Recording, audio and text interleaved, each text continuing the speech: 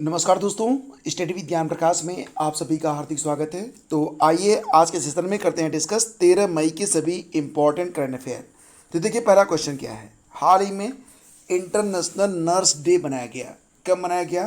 देखिए friends, international nurse day को मनाया जाता है प्रतिवर्ष 12 मई को, यानी कि इस प्रश्न का ऑप्शन सी बिल्कुल करेक्ट है। तो 12 मई को फ्लोरेंस नाइटिंगेल का जन्म हुआ था और इन्हें नोबेल नर्सिंग का जन्मदाता भी माना जाता है। इनका जन्म 12 मई सन 1820 में हुआ था और 12 मई को इंटरनेशनल नर्स डे के रूप में मनाने की शुरुआत कब से हुई थी? ये 1974 में हुई। अच्छा, इंटरनेशनल काउंसिल ऑफ नर्सेज जो कि प्रतिवर्ष नर्स दिवस के लिए थीम निर्धारित करता है, 2022 में उसने जो थीम रखा है, याद रखना थीम का नाम है nurses a voice to lead, invest in nursing and respect rights to secure global health. इसका मतलब है नर्सेज नेतृत्व के लिए एक आवाज़, नर्सिंग में निवेश करें और ग्लोबल हेल्थ को सुरक्षित रखने के अधिकारों का सम्मान करें। तो आपको क्या याद रखना है कि इंटरनेशनल नर्सिंग डे ये होता है प्रतिवर्ष 12 मई को। फ्लोरेंस नाइटिंगेल के जन्मदिन पर इसे 12 मई को प्रतिवर्ष मनाया जाता है। और देखिए फ्रेंड्स, बात यहाँ पर हो रही है इम्पॉर्टेंट डेज की। तो अब तक मई माह में जितने भी इम्पॉर्टेंट डेज मनाए गए हैं, आइए एक बार इनको देखते हैं। अगर ये दिवस आपको याद हैं तो आप साथ साथ दोहराते हुए आगे बढ़ें। 1 मई को मनाया गया अंतर्राष्ट्रीय मजदूर दिवस और उसी दिन मनाया गया विश्व हास्य दिवस। अच्छा, 1 मई को 2 राज्यों ने अपना स्थापना दिवस भी मनाया था। कौन कौन से राज्य थे? महाराष्ट्र और गुजरात ने। 2 मई को मनाया गया वर्ल्ड टूना डे। 3 मई को मनाया गया विश्व प्रेस स्वतंत्रता दिवस। हाल ही में विश्व प्रेस स्वतंत्रता सूचकांक जारी हुआ है, इसमें भारत की रैंक कितनी है? 150 है। 4 मई को मनाया गया कोयला खनिक दिवस और अंतर्राष्ट्रीय अग्निशामक दिवस। 5 मई को मनाया गया विश्व पुर्तगाली भाषा दिवस और मिडवाइफ्स के लिए अंतर्राष्ट्रीय दिवस। तो याद रखना कि मिडवाइफ्स के लिए जो अंतर्राष्ट्रीय दिवस होता है ये 5 मई को होता है, जबकि इंटरनेशनल नर्स डे होता है 12 मई को। 5 मई को मनाया गया था विश्व हाथ स्वच्छता दिवस। 6 मई को मनाया गया अंतर्राष्ट्रीय आहार निषेध दिवस, यानी कि जो लोग डाइटिंग वगैरह करते हैं तो डाइटिंग से जो नुकसान होता है उसके बारे में जागरूकता फैलाने के लिए। 7 मई को मनाया गया विश्व एथलेटिक्स दिवस। 8 मई को वर्ल्ड रेड क्रॉस डे। 10 मई को मनाया गया वर्ल्ड ल्यूपस डे और 11 मई को क्या मनाया गया? राष्ट्रीय प्रौद्योगिकी दिवस। आपको याद होगा कि 11 मई 1998 में भारत ने अपना दूसरा पोखरण में जो परमाणु परीक्षण किया था उसी की याद में राष्ट्रीय प्रौद्योगिकी दिवस की घोषणा की गई थी तत्कालीन प्रधानमंत्री अटल बिहारी वाजपेयी जी के द्वारा। फिर देखिए अगला क्वेश्चन है, हाल ही में पंडित शिव कुमार शर्मा जी का निधन हो गया। तो पंडित शिव कुमार शर्मा एक जाने माने संतूर वादक थे। इस प्रश्न का ऑप्शन बी करेक्ट है। और इनका जन्म हुआ था 10 मई, कब हुआ था? 13 जनवरी 1938 जम्मू में जन्म हुआ इनका और इनकी डेथ हुई है 10 मई 2022 को। और इनको पद्म विभूषण अवार्ड से भी सम्मानित किया गया था। बेसिकली आपको क्या याद रखना है कि पंडित शिव कुमार शर्मा जी जिनका निधन हुआ वो एक जाने माने संतूर वादक थे। हाल ही में किसे ब्रिटिश साम्राज्य का सबसे उत्कृष्ट सम्मान MBE से सम्मानित किया गया है? तो देखो ये जो प्रश्न बहुत इंपॉर्टेंट है, थोड़ा सा ध्यान से देखना है इसको और एग्जाम में ये पूछा भी जा सकता है। तो ब्रिटिश साम्राज्य का सबसे उत्कृष्ट सम्मान होता है MBE। MBE का मतलब क्या होता है अभी आगे बताता हूँ। फिलहाल MBE जो सम्मान है ये दिया गया है गुरु स्वामी कृष्णमूर्ति को, यानी कि इस प्रश्न का ऑप्शन ए करेक्ट है। तो MBE member of the order of the British Empire, ये इसका फुल फॉर्म है। तो नाइटहुड अवार्ड और डैमहुड अवार्ड के बाद MBE अवार्ड ब्रिटिश एम्पायर का तीसरा सबसे बड़ा सम्मान माना जाता है और इसमें भी 3 कैटेगरीज हैं। पहला है फर्स्ट हाईएस्ट, कौन सा है? इसको कहते हैं CBE, commander of the order of the British Empire. Second highest होता है कौन सा? OBE, officer of the order of the British Empire. फिर नंबर आता है MBE का। MBE मतलब member of the order of British Empire. तो MBE अवार्ड 2022 में दिया गया है गुरु स्वामी कृष्णमूर्ति को, जो कि एक world class British medical technology firm के CEO हैं। पेनलॉन के CEO हैं गुरु स्वामी कृष्णमूर्ति। और एक बात और याद रखना कि ब्रिटिश मानद पुरस्कार वर्ष में 2 बार प्रदान किए जाते हैं। पहली बार तो इसे नए साल के दौरान और दूसरी बार जून में महारानी के आधिकारिक जन्मदिन की तारीख पर। हाल ही में किस राज्य के राखीगढ़ी में खुदाई के दौरान 5000 साल पुरानी भट्टियां प्राप्त हुई हैं? तो ये बहुत ही तकनीकी संपन्न भट्टियां हैं और ये राखीगढ़ी में प्राप्त हुई हैं। राखीगढ़ी जो कि हड़प्पा कालीन जो सभ्यता थी उसका एक महत्वपूर्ण नगर था। और राखीगढ़ी आपको कहाँ पर मिलेगा? पंजाब, हरियाणा, उत्तर प्रदेश या गुजरात में। सही जवाब इसका याद रखना, हरियाणा में।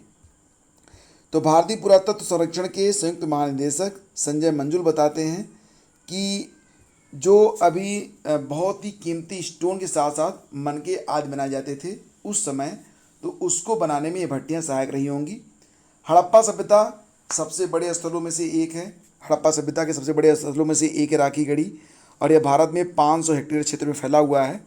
राखीगढ़ी आपको कहाँ पर मिलेगा? हरियाणा के हिसार जिले में मिलेगा और इसे पूर्व हड़प्पा सभ्यता बस्ती स्थल के रूप में जाना जाता है।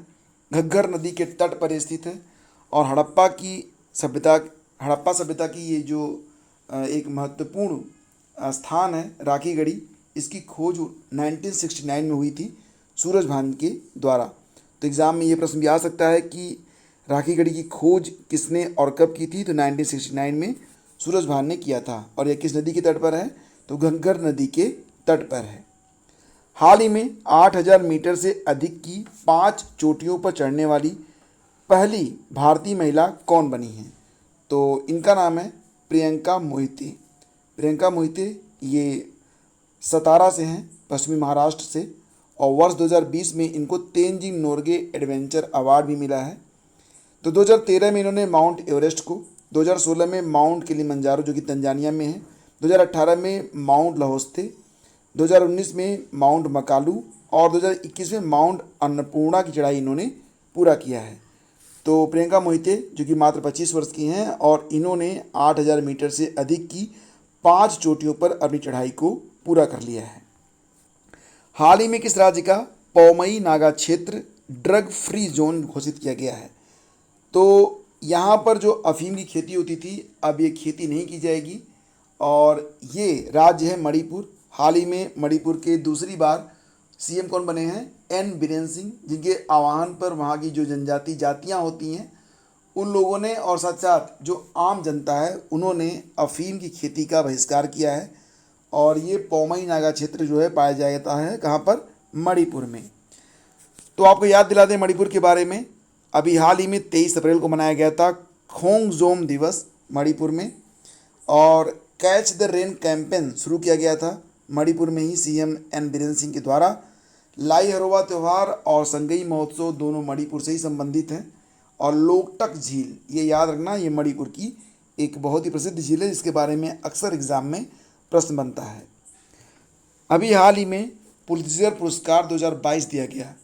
तो प्रश्न होगा कि पुलित्जर पुरस्कार 2022 से कितने भारतीय फोटोग्राफरों को सम्मानित किया गया है? तो इसका उत्तर हो जाएगा कुल मिला के 4 फोटोग्राफर। इनके नाम क्या हैं?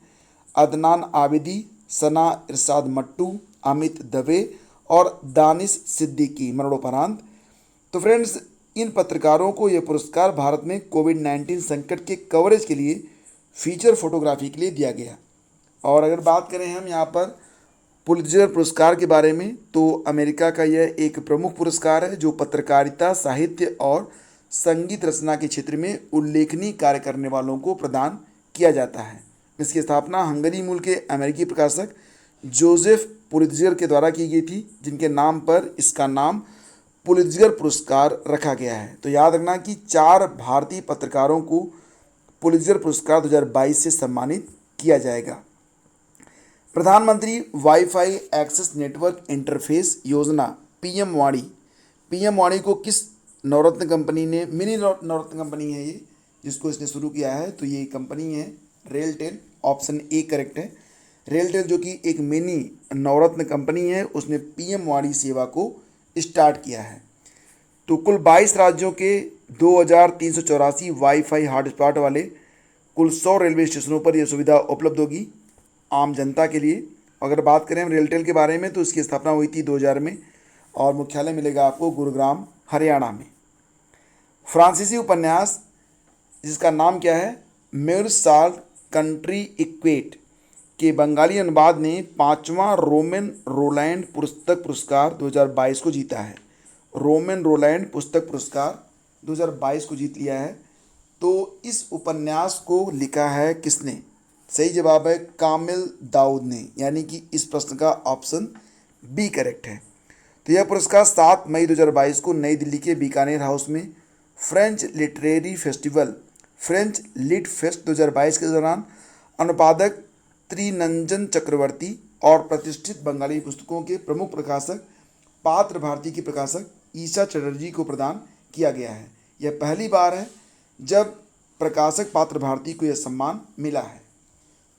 और रोमन रोलैंड जो बुक प्राइज होता है, रोमन रोलैंड बुक प्राइज, इसके बारे में जान लीजिए।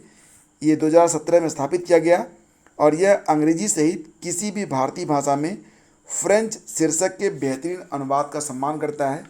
पुरस्कार के हिस्से के रूप में विजेता प्रकाशक और अनुवादक प्रत्येक को पेरिस पुस्तक मेला 2023, जिसको लिवरे पेरिस 2023 कहते हैं, के लिए एक निर्देशित यात्रा यानी कि उनको एक ट्रिप भी प्रदान किया जाता है। तो याद रखना कि हाल ही में म्यूर साल्ट कंट्री निक्वेट के बंगाली अनुवाद को 5वां रोमन रोलैंड पुस्तक पुरस्कार प्रदान किया गया है।